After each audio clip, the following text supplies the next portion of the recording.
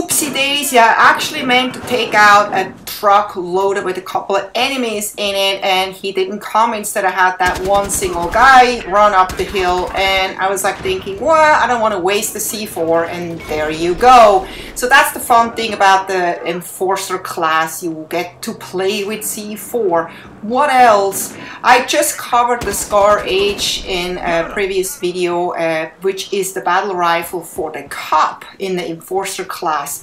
So when you are playing the criminal, you have battle rifles at your arsenal as well, and the first battle rifle that you have available to purchase is the SA-58-OSW, and this is really the first time I hear of a gun like that. And this is basically OSW stands for Operational Special Weapon, and this weapon really exists in reality. It just sounds so like made up to me, but no, it does exist.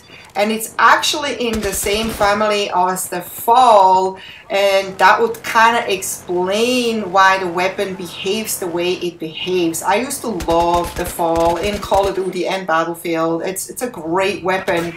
So when I first unlocked this weapon, I treated it like just an assault rifle, and I was basically just spraying down and hoping that this weapon is pretty accurate and stable and powerful and whatnot, because I got killed with it quite a few times. So I thought, yeah, there must be something good about this weapon. I definitely want to check it out, just like the Scar H. So I was in for a surprise, because this gun, it's got a ton of recoil. It was pretty much the similar bad recoil that I had with the Scar H. So as an Enforcer, all of a sudden I had two battle rifles, but both of them had horrible recoil, and I couldn't wait to unlock the attachments. So I was playing a ton of games, even maps that I probably wouldn't use this class on or those weapons on. I was just forcing myself to grind it out until I have all the attachments. And I got all the attachments with the Scar H, and I did the review in my previous video, which you can watch if you're interested or if you haven't done so.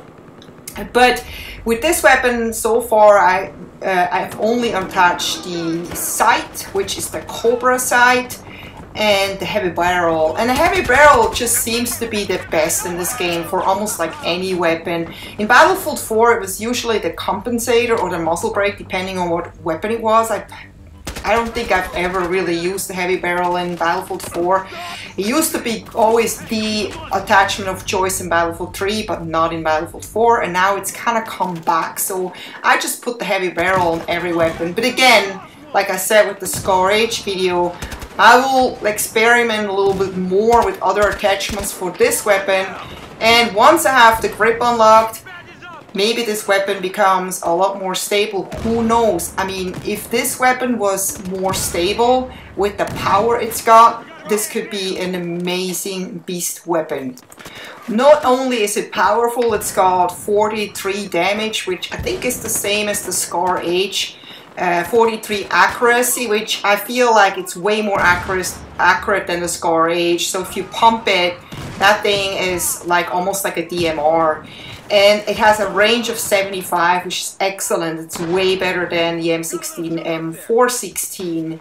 And the stability is only 15, which kind of probably explains that the recoil being so bad.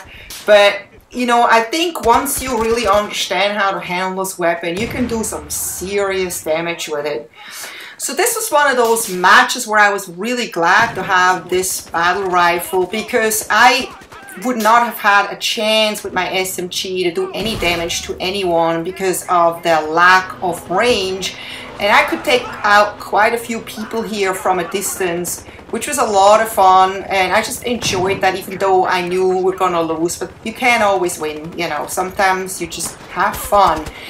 But anyway, I hope you enjoyed this little insight into the first criminal battle rifle that you unlock, and I hope to see you next time.